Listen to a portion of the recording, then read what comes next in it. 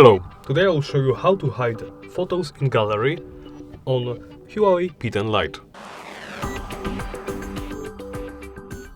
First, go into Settings.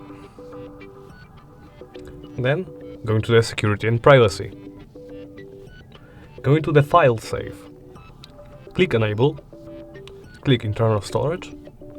Type in the password.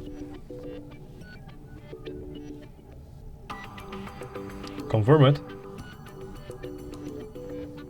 Click Done.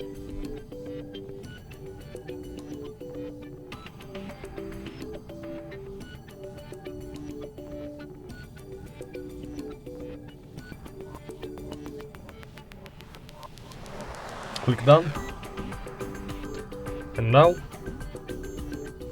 you can add an image.